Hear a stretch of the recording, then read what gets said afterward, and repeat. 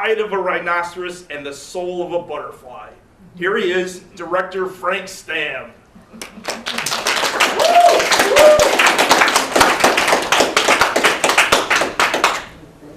I'd like to welcome the cast of various Frank Stamm films here tonight.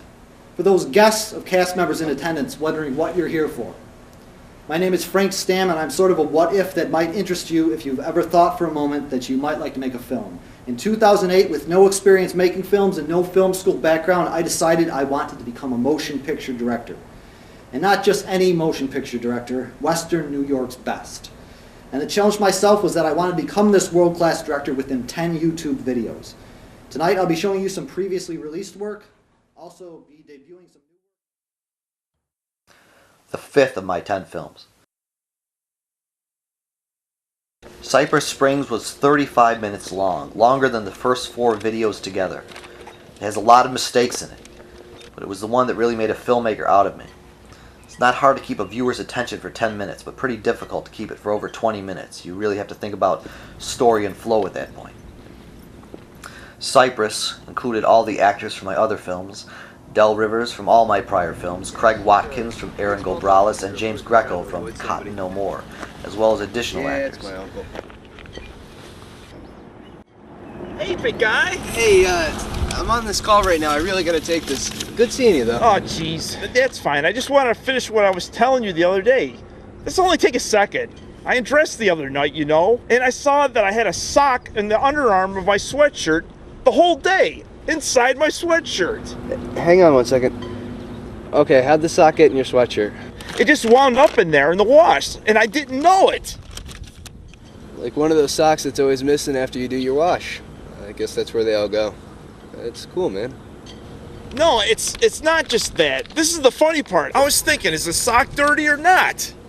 I mean, I didn't wear it on my foot, so it's not foot dirty, but it was under my arm the whole day.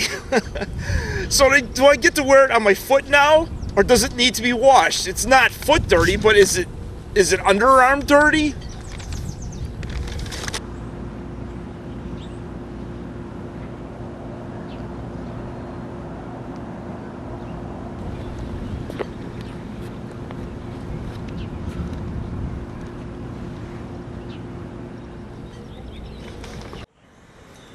How about a kid's meal? What does that have in it? It's got a sausage sandwich, breaded mushrooms, and a small drink for $4.29. Yeah, but it's not the regular size sausage sandwich. It's a smaller version of the basic sandwich. Is it a regular size, at least, of fried mushrooms? No. All right, I'll have the kid's meal anyway. You have to be under 10 to order the kid's meal. I've got a kid at home. What's his name? What's his name? Jimmy Dean. I named him Jimmy Dean because I'm all about giving props to the sausage greats.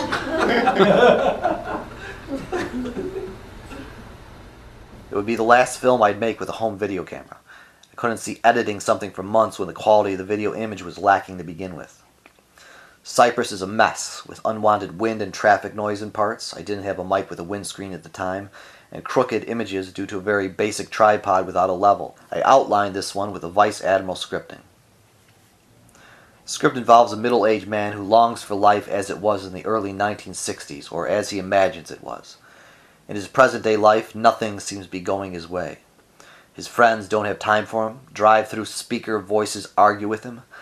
In desperation, he eventually winds up willing an imaginary friend into existence, only to have the imaginary friend screw him over by disappearing with one of his prized possessions. The sixth of my 10 films. The Blind Neighbor has a funny history. It was actually filmed years earlier by a film student cousin of mine who had a very decent camera. I edited and co-directed and came up with the initial concept with a Vice Admiral scripting.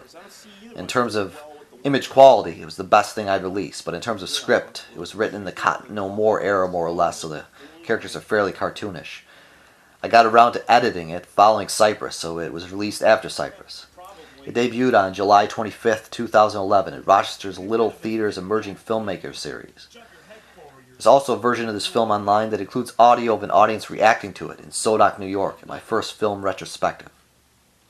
There are two characters in the film, a man who considers himself to be an aristocrat because he once inherited $2,400, and another character who is essentially his manservant.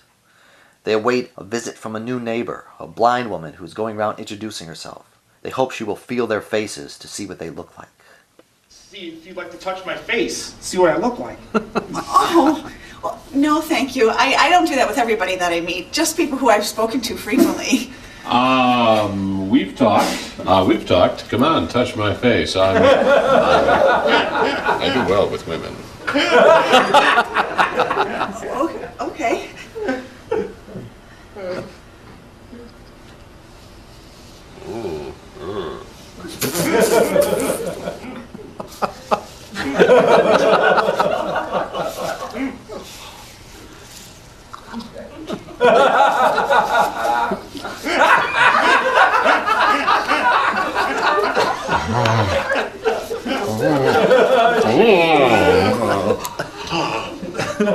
The seventh of my 10 films.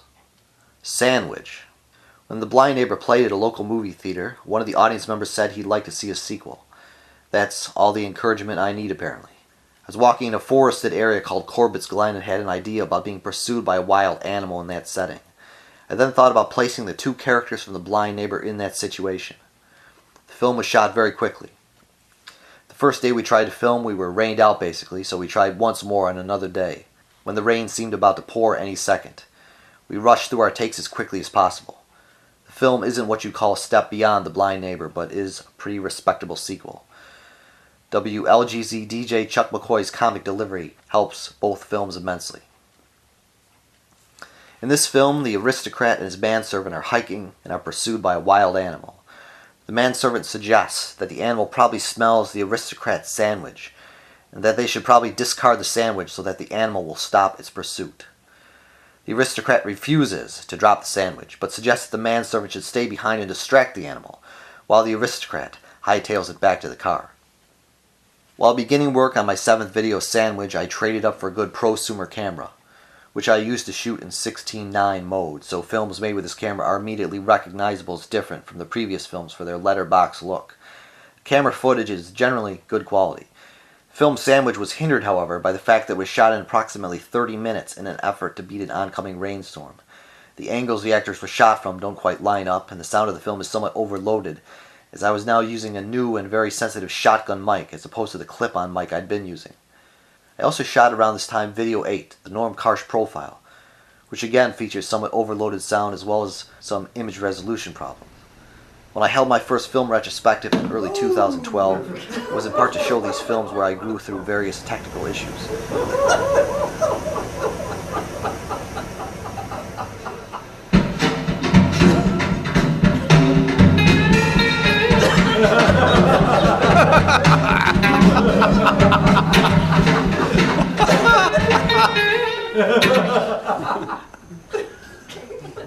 The 8th of my 10 films, the Norm Karsh profile.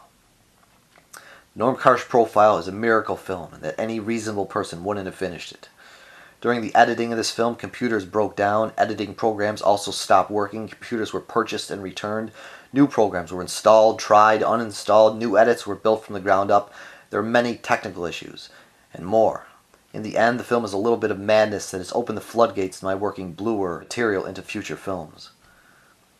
The film has its faults, but it's the first of 2 planned Western New York artist profiles. With any luck, the next profile will be a smoother production in all respects. The fake documentary, The Norm Karsh Profile, examines the life of an adult cartoonist. He wrestles with his publisher over the content of his work. He's able to push through sort of innovative, non-sexual cartoons on occasion, but primarily, he delivers the filthy work his publisher demands. Forthcoming films. Of course, I've been building all along to Video 10, which will be my masterwork, and the longest of my films to date, dwarfing even the 35-minute Cypress Springs. But that doesn't mean I'm giving Video 9 a pass. If I have anything to say about it, 9 will make a good case for being the video that outshines all those before it. In a way, Videos 9 and 10 are almost siblings, but also opposites. Video 10, The Astronaut Upstairs, is ultra-scripted, and a project that will take more than 2 years to complete. In the time it takes to complete, I will have also begun and finished any number of smaller projects, such as the Norm Karsh Profile, Sandwich, and more. Video 9, titled Frank Stamm Presents Ben-Hur, is sort of the flip side of Video 10. It's something that I didn't fully script initially, and is being allowed to grow as it goes. It's a video for blowing off steam while working on the more major Astronaut, and smaller scripted projects such as Karsh and Sandwich.